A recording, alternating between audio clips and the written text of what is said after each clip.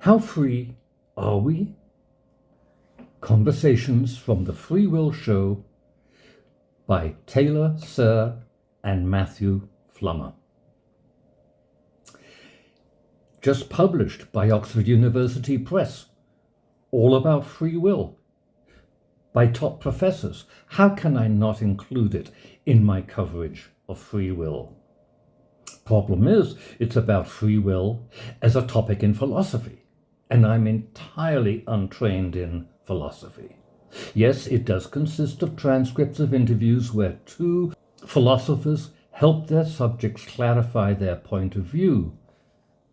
But for me, as a non-philosopher, it is unreadable. Nevertheless, I thought I should report to my viewers, non-philosophers mostly, I assume, what a professional treatment of free will is like. What's the philosophy of free will about? From the index, by topic, respective numbers of references. Primarily a focus on determinism and its byproduct fatalism. Determinism, 70 references. Compatibilism, 67. Control, 56. Fatalism, 36. On free will as judged by an outside observer, for example, as in a law court, moral responsibility, 47. Praise and praiseworthiness, 23. Blame, 26. Punishment, 10. Finally, coming in flavors of agent, event, deterministic and indeterministic, causation, 42. References to autonomy, 3. 1 to mind, 1 to dualism, 1 to will. No references at all for art, creativity, novelty, innovation, originality, or intelligence. I won't attempt to justify my judgment that the text is unreadable by non-experts by quoting extensively. Just take my word for it. Dipping into the text, I did pick up these quotable points that suggest the tenor of the whole from the author's introduction, and afterward, quote, many of these references to freedom are closely linked with the notion of moral responsibility.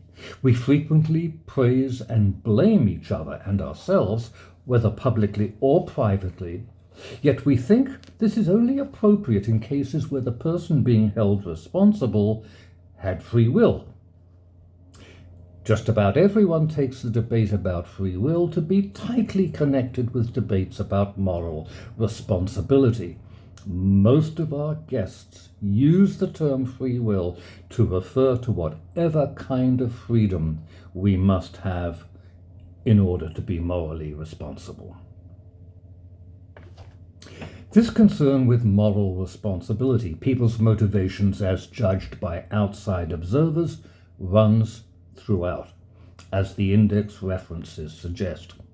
Here's Alicia Finch, quote, I have mostly been looking at libertarianism, the position that we act freely sometimes, and that acting freely is incompatible with the thesis of causal determinism. I've done some exploration of that view. I've also done some work on fatalism, and I'm really interested in moral responsibility. Participating in the philosophy of free will involves having to commit your version of free will to be compatible or incompatible with determinism. Here's Greg Caruso on free will skepticism. Quote, in the past, the main kind of free will skepticism was what was called hard determinism, which is the view that determinism is true and precludes free will. Determinism is the view that every event, including human action, is the inevitable result of preceding events in combination with the laws of nature. There are very few hard determinists these days. Most of us skeptics are what you might call hard incompatibilists. We leave open the possibility that the universe may be indeterminate, but we argue that we would lack free will either way." End of quote. You may also have to choose between event causation and agent causation. Timothy Connor illustrates this having to choose with, quote, "Rather than a primitive agent-causal relation, they've got an event-causal relation between states and choices," end of quote. He goes on, quote, "So really, the issue about event causation versus agent causation doesn't really add anything to the problem of free will. It's only how you prefer to think about the metaphysics of causation more generally that's going to influence which story you go for. For my part, I now think that we should think of all causation as causation by substances. It's because of that I think we are agent causes." End of quote. Curiously, I lighted on no mention by anyone of what the experience of having free will felt like, whether or not the freedom experienced was judged to be an illusion, nor of anyone raising the issue of creativity appearing to contradict the inability of event causation to generate novelty. I've come across philosophers claiming their discipline can contribute useful distinctions and definitions to other fields, but from my superficial glance at the entries in How Free Are We, I gathered that in the field of free will, the opposite is true. Our free will philosophers seem concerned to avert their attention from even related fields of inquiry. Here are some examples. Let's start with determinism of the old-fashioned physical kind. How far can its influence be traced? Not very far, physicalists like to reassure us, because the world is far too complicated for the physical origins of human behavior to ever be traced. The rest of us can continue to believe in free will if we insist. But of course, a corollary is, if the physical origins of human behavior can't ever be traced, you also can't ever prove that human behavior is determined. The issue remains for other philosophers to resolve. I found no attempts at such a resolution in How Free Are We? No physics or chemistry in the index?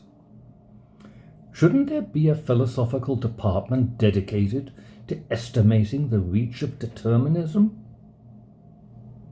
How about determinism of the more modern kind, hard incompatibilism? That is, determinism by processes other than those recognized by science.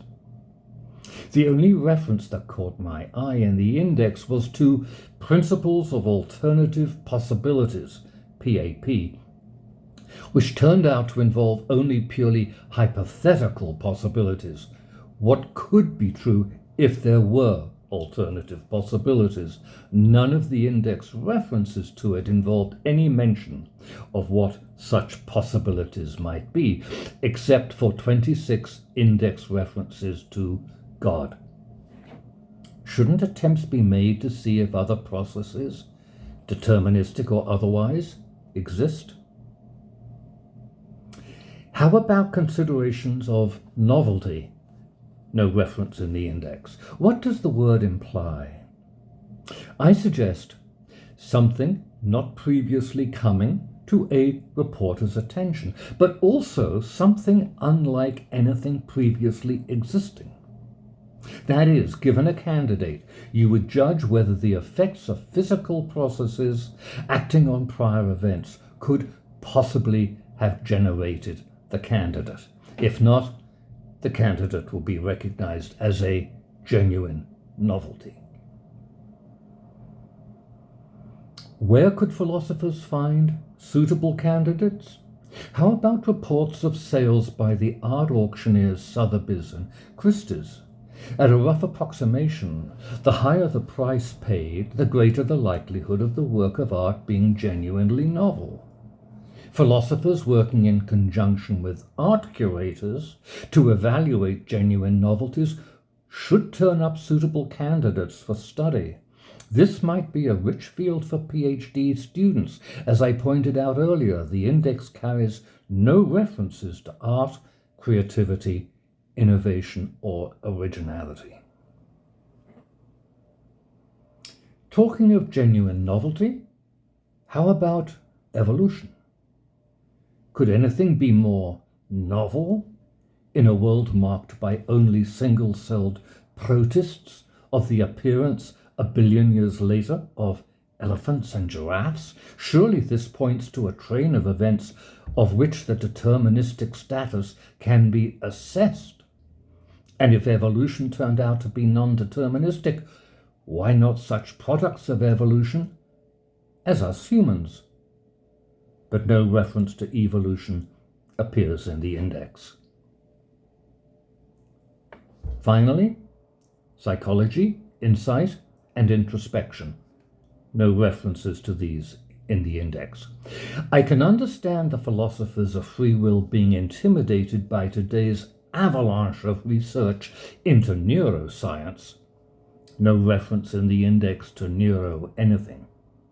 But surely they should feel safe tackling a subject so closely associated with free will as consciousness. No reference to that in the index. Distinctive to consciousness are thoughts frequently occurring in trains, each thought leading on to the next. Here is a phenomenon dear to philosophers of free will, a series of events. By what causes are they connected? Physics? Probably not. They obey no laws of conservation.